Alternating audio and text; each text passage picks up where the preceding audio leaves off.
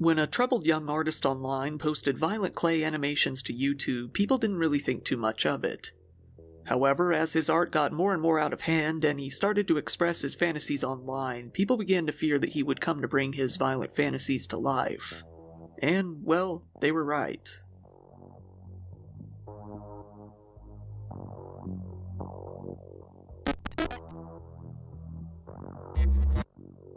Giving you guys a bit of a warning on this episode, it's pretty disturbing in ways that are fairly different from my usual sort of videos. This guy is a deviant, just throwing that out there beforehand. This is a story of a man who went by the name Dolly Fresh online, a man who has come to be seen as one of the most disgusting, depraved, and maladjusted artists on the entire internet. Once you come to see his art and what he eventually came to do, I think you'll understand why. But for now, let's start back at the beginning. Leighton Allen LeBoot was a Canadian man born back in 1999. Leighton had pretty severe autism as well as a very low IQ, both things that would lead to him being bullied fairly badly in school. Because of these conditions, he was never really in a great place, and it was believed that he most likely wouldn't be able to function independently as an adult in the future. While having a hard time in school, Leighton did come to take a fascination with animation when he was about 14 years old, specifically claymation, stop-frame animation using clay. When he first started making his animations, they were very crude, something definitely akin to what a kid his age would probably have made. The first characters he made were only vaguely human-shaped blobs who took out weapons and fought each other on screen, usually resulting in some very crudely crafted gore appearing on the video. Leighton's fascination with gore would never come to an end. Over time, his animations got less cartoonish and more realistic, usually retaining cartoonish-looking faces while gradually adapting more realistic-looking bodies. He also came to strive to one-up himself with the amount of violence in his animations time and time again, leading to things getting very out of hand over time. Leighton decided to take his work public in May of 2016 when he turned 17 years old, going under the username Misery Magic, where he would most often come to post on DeviantArt and Instagram. Later on in that same year, he made a YouTube channel under the same name, posting the same sort of violent claymation content that he had come to enjoy, starting by posting his original animations from back in 2013. After a while, Leighton began to go by the online moniker that he would come to be known by the most, Dolly Flesh. On his channel, he would usually post animations, but every once in a while he would do some skits that incorporate live action or even simply talk into the camera about his goals for the channel. Leighton was all set to graduate from the Kelowna Secondary School in 2017, but he wouldn't go on to make it that far. Instead, he was expelled after making some pretty severe threats. He threatened to produce some mustard gas that he would then put through the school air vents and into the water fountains. He added to his threats, saying he wanted to, quote, kill all the pregnant bitches to multiply the kill count. Now free from school, Leighton didn't really have anything to do beyond mess around on YouTube, Instagram, and Twitter. From that point onward, he would start to post quite a bit more. Once he started his account on Twitter, for quite a while it was nothing but a bunch of still images of his gory claymation. He would also post very pornographic clay models as well, ones that definitely couldn't have been shown on YouTube. Many of them also depicted very direct, very non-subtle depictions of sexual assault, bondage, and violence taking place during the two. Leighton took a big fascination with sexual assault, even posting a video of himself mimicking performing the actions on a doll. While initially some other artists online were impressed by his dark animations, seeing it as a bit of a performance, they were very quickly put off once they actually talked to him. They were taken aback by his bleak and depressing outlook on life, not to mention his abysmal social skills. Leighton went on to start a gaming channel as well, saying that he would be posting Let's Plays and other game footage. However, to those watching the channel, it became immediately clear that he wasn't actually really playing the games, but was instead using them to mimic mass shootings in any way that he could and play out his power fantasies. It wasn't too long before he took to Twitter to start ranting about these fantasies as well, going from posting pictures of his gory art to rambling over text. He confessed to all that would listen that he grew up having some pretty depraved sexual fantasies, mainly consisting of older women forcing themselves upon him. He specifically said that he was much more comfortable with what he called forward slutty girls, adding that awkward girls would just make the situation that much more awkward for him.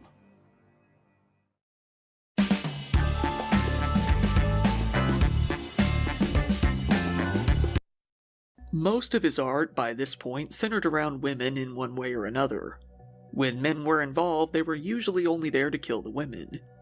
For a majority of the time, he used his own self-insert character to carry out the violence himself, again delving into that power fantasy territory. He even invented a clown-type character very reminiscent of Jigsaw that he would come to name Itchy. He called Itchy a tribute to Pogo the Clown, John Wayne Gacy's own clown persona. However, he specifically mentioned that Itchy only killed women. On Twitter, he would come to write statements such as, "Innocence doesn't exist," "I want to touch girls in maybe a bit of a rude way," and "One of my favorite cam girls to watch, her name was Molly. When I get a sex doll, I'm also naming her Molly." This was when he became very vocal about his new goal in life, to acquire a sex doll. He seemed to dwell on this thought for quite some time, even asking his mother to buy one for him, which she unsurprisingly shot down. He then decided to make a video complaining about it, writing, "I think I'll soon make an announcement video in some dirty underwear explaining why my mom may not allow me to buy a quality sex doll." Soon after he elaborated, writing, "One of my life goals is to cream pie a sex doll and I might fail at that too. And I'm the type of guy that never wants kids, but if you have babies with a sex doll, you don't have to worry about it starving or being killed." He tried to make his own sex doll out of clay, discussing getting the correct skin tone to do the job. He even posted a video eating spaghetti out of what was to become his doll. He posted other videos in which he played with a water balloon style toy, implying that this would be used as the opening to his custom doll. Eventually, he wanted to make a full video discussing his views on the subject, writing, "The sex doll tweets I'm putting on here are also going to be said for my sex doll video." As you might assume, he did end up making the video, mainly repeating his old tweets about the matter while also going into uncomfortable detail about what he wanted to do with the doll. How often will you find a girlfriend that's custom designed and perfect the way you look, or even one without arms and legs? Maybe you'll get tired of screwing her in her plastic bum and want to move to her ear canals, which are stretchier than real human ear. Layton also came to try posting more and more live-action videos for shock value, including the previously mentioned spaghetti video with the doll. In another, he made some fairly large breasts for himself out of clay before squeezing liquid out of them on camera. Pretty much, I'm going to be having a lot of crazy videos coming up. One of them isn't really as crazy, but one of them is pretty much going to be like, I'm going to have clay tits and a bra, and it's going to lactate milk out. I'll probably like dance to some music. Whether it was due to something like this or something else entirely, one of his YouTube channels was eventually terminated. He spoke about this a bit on Twitter, saying that it was because of some comments he made about fat people and animals, writing, "Other discussion videos I had on the other terminated channel was about why you should be proud being fat. I was 16. I only talked about this because I didn't like seeing veins on your arms, but now you don't mind it as you get older." And others were legalizing bestiality. While the banning was very likely due to that last little bit, many of his other viewers had raised concerns about the disturbing content on his main channel by this point, mainly his gory animations and his long-winded rants about his fantasies. On both Instagram and YouTube, he started getting into trouble more and more as his content came to be reported. Getting frustrated, he decided that he would go ahead and try to get himself banned off of everything altogether, writing, "I was thinking soon I can try to get my Reddit account banned. I personally hate Reddit. And the funny thing about Reddit, it forces people to watch the things you do and ruins their day." Layton had actually managed to make a few close friends online, although it seems they weren't quite as close as he might have liked. One of these friends was a girl named Allie, who had a similar interest in horror and a home life not too different from his own. Allie came to find that Layton really idolized killers, specifically mass murderers such as Tsutomu Miyazaki, which I've covered before on this channel. He also spoke of his desires to get revenge on both his school for bullying him and on women for rejecting him. Layton asked Allie multiple times to be his girlfriend, which she denied each and every time. He sent her unsolicited naked pictures of himself as well. Allie one day bought some gerbils, which gave Layton the idea to mimic her and do the same. Allie felt that he was obsessed with her and wanted to copy her. Not only that, he wanted to hurt her. It was on May 6, 2019 that Layton made a post on Twitter expressing his interest in buying some hamsters. This was concerning to many as he had previously mentioned stepping on a baby duck. While it isn't known if he was telling the truth or making it up, it was enough for people not to be keen on the idea of him owning a pet. Even so, he soon went out to PetSmart and picked up 3 hamsters, posting a video of himself on his bed playing with 3 of them. By this time, the story of Luca Magnotta had become very famous. Luca was the Canadian man who posted pictures of himself killing cats on the internet, leading to the internet tracking him down. As with a lot of killers, Luca didn't stop at killing animals and eventually went on to full-blown murder, the video of which he also uploaded online. This case got so big that a very famous Netflix documentary was even made about it. Layton likely wanted a cut of that infamy. The next day, on May 15th, Layton hopped onto Reddit where he had multiple accounts, all variations of the name Dolly Fresh. He then filmed a video of himself eliminating each one of the hamsters one by one in different manners.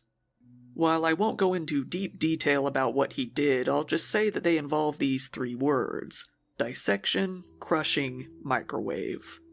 He split the video up into 3 parts and uploaded each part to different subreddits. He posted them on everything from horror groups to even very innocent groups, such as one group for very young YouTubers. People were, unsurprisingly, horrified by what they saw and reached out to both moderators and the police. The videos were taken down almost immediately, and the Kelowna RCMP were notified about the incident shortly after. It wasn't very long before all of the accounts were linked to Layton. Then, on May 20th, he was arrested on 3 counts of killing or injuring an animal and 3 counts of causing unnecessary pain or suffering to an animal. This was along with 1 more charge of publishing obscene material.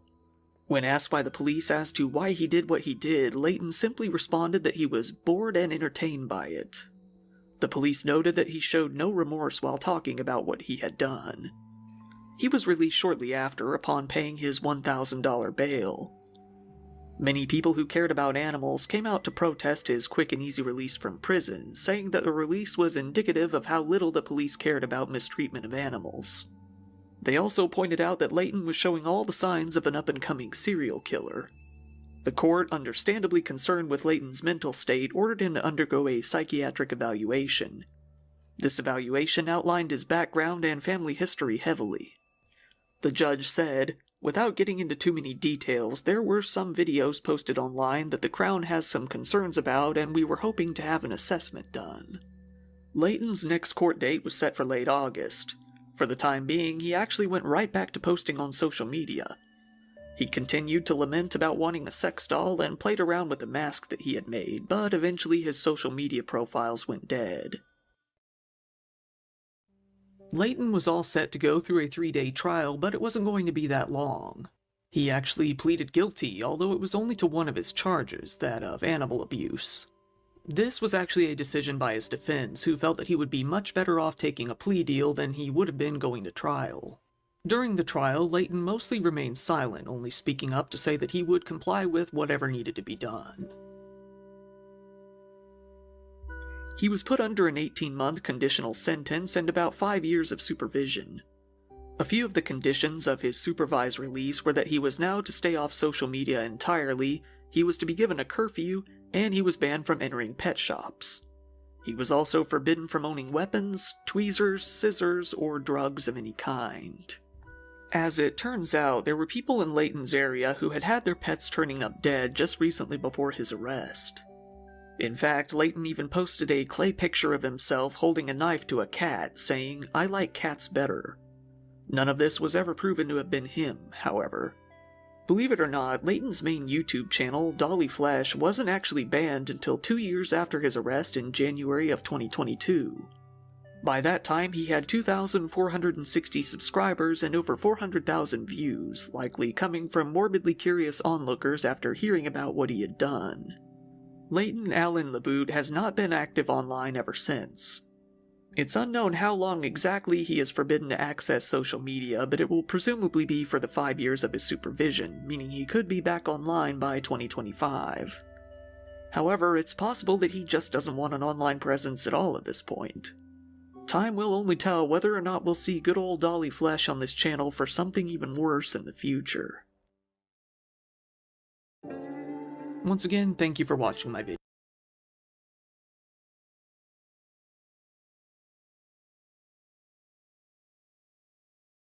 Usually, it always starts with an unhinged thought. I've always said that to myself. Every time when someone thinks about something unhinged, I've always thought to myself, what are you really trying? Because people like this, and particularly Nice Guy Gamer, I wouldn't say he's a nice guy gamer, because I don't know if he plays games. But I would say people who animate their fantasies, I'll be honest, it could be a sign. I think this has happened before. I just don't remember which case has been doing this. Sometimes I have to wonder, bro. I really do. As to why people like this, who start off doing some really nasty, fucked up shit, start doing this thought process of, you know what could I do to hurt someone? It always starts off with hurting little small animals.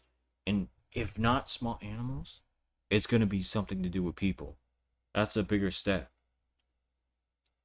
I'm telling you, when a motherfucker needs to live their fantasies, just know very well that the people around you are in excruciatingly, and when I say excruciatingly, bad danger. Because someone like that would do it twice if they had to. And they don't think about it either. Hell, if he's in prison right now, he's probably thinking about how he's going to do it next time. But he's not going to think about, oh, how I'm going to do it next time. It's basically, who am I going to kill next? I'm going to get bored off of small animals, so why not do people? But see, that's where it always starts, is small animals, bugs, crickets. Just remember, if your kid stomps on a cricket and is satisfied from it and keeps stomping on them, it's one thing to stomp on them to get them away from you and they leave them alone. But if he keeps stomping on them, just know that is a sign. When you're stomping on a small animal, it's a sign they want to kill people. And then they'll do small animals like cats and dogs, and they'll try to be sneaky about it. And then as they grow up, they're gonna really vibe into their fantasies to a point where they're like, oh, now I really want to take it up a notch. I'm getting bored with these things. I want to feel something that has complex emotion, that's scared and feeling like it's gonna die. That's what I want to feel. And they do it. They do the unthinkable. And like him, they're all emotionless. They'll just repeat things that their lawyers are telling them to repeat. Basically, in his mind, he's like, I can't wait to kill again. Hopefully this idiot hurries up my own case so I can finally get back out and do some destructive ass shit. That's how you know that things like this, you just gotta remember, it always starts with a fantasy. That's why I think also people who were graduates of the early 2000s, like all the way to 2000 and 2010, usually have a very sick obsession with serial killers. There are too many cases with people who are graduates of the early 2000s who were always obsessed with killers. He's probably born from one, so that makes sense. But it is weird that he's supposed to graduate in 2017 when I thought anyone in 1999 is supposed to be graduating in 2018. I guess years are different. I'm just curious on that. But this is a warning to you guys. Always remember the signs of a killer. Small animals, crickets, cats, dogs, keep going up and they repeat the same shit. Fantasy over killers, red flag them. Don't hesitate and say it's just a phase. Don't do that bullshit. I know you're gonna be like, it's just a phase, he's just going through it. No, it's not a phase. Call a therapist quickly and get him on some medication before he does something really stupid.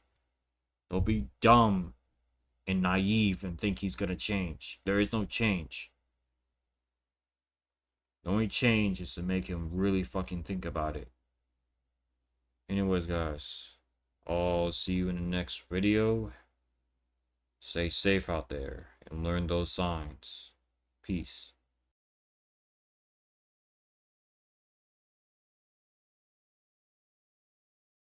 Hi, I'm Lucy Christian. I am the voice of Otako Uraraka, and you should subscribe to